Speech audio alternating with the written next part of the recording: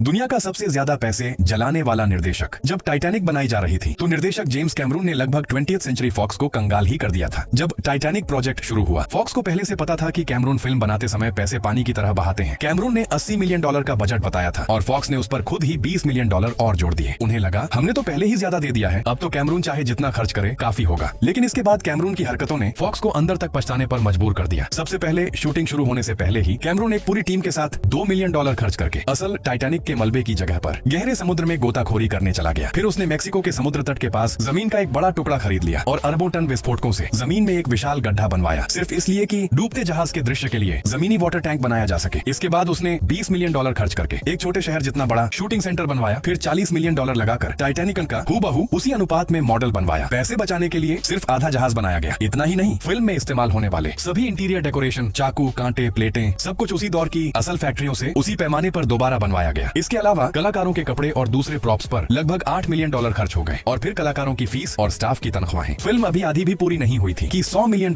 का बजट पूरी तरह खत्म हो चुका था। फॉक्स अब कैमरून की इस बेलगाम खर्चीली आदत को झेल नहीं पा रहा था, तो उसने चालाकी से पैरामाउंट पिक्चर्स को इन्वेस्टमेंट के लिए खींच लिया। एक और बलि का बकरा। लेकिन कैमरून ने खर्च करना फिर भी नहीं रोका। एक ऐसा VFX शॉट जो पूरे जहाज को ऊपर से दिखाता था, उस पर ही $10 लाख से ज्यादा खर्च हो जाता था। पैरामाउंट ने $65 मिलियन और जोड़े, लेकिन अब वह भी डरने लगी कि कैमरून को पैसों की कोई परवाह ही नहीं। उसके बाद उसने साफ मना कर दिया, अब एक पैसा भी नहीं। लेकिन फॉक्स रुक नहीं सकता था। उस समय अगर पैसा डालना बंद करता तो सीधा दिवालिया हो जाता। मजबूरन उसे पैसा लगाते ही रहना पड़ा। मीडिया ने फॉक्स का मजाक उड़ाना शुरू कर दिया। कहा गया कि जिसने टाइटैनिक में पैसा लगाया है उसके दिमाग में पानी भर गया है। सबका मानना था कि टाइटैनिक जरूर घाटे में जाएगी, क्योंकि फिल्म पर कुल $200 मिलियन खर्च हुए थे और $50 मिलियन मार्केटिंग और प्रमोशन में गए थे। मतलब सिर्फ ब्रेक इवन के लिए फिल्म को कम से कम $400 मिलियन कमाने थे। यहाँ तक कि कैमरून खुद भी आखिर में शक करने लगा था, क्योंकि उससे पहले वाटर वर्ल्ड जैसी बड़ी फिल्म सिर्फ $260 मिलियन ही कमा पाई थी। लेकिन रिलीज के बाद सबकी बोलती बंद हो गई। टाइटैनिक उसने कुल $1.8 बिलियन की कमाई की। फॉक्स की तो हंसी रुकने का नाम ही नहीं ले रही थी और बलि का बकरा पैरामाउंट पिक्चर्स तो नींद में भी हंसकर जाग जाता था।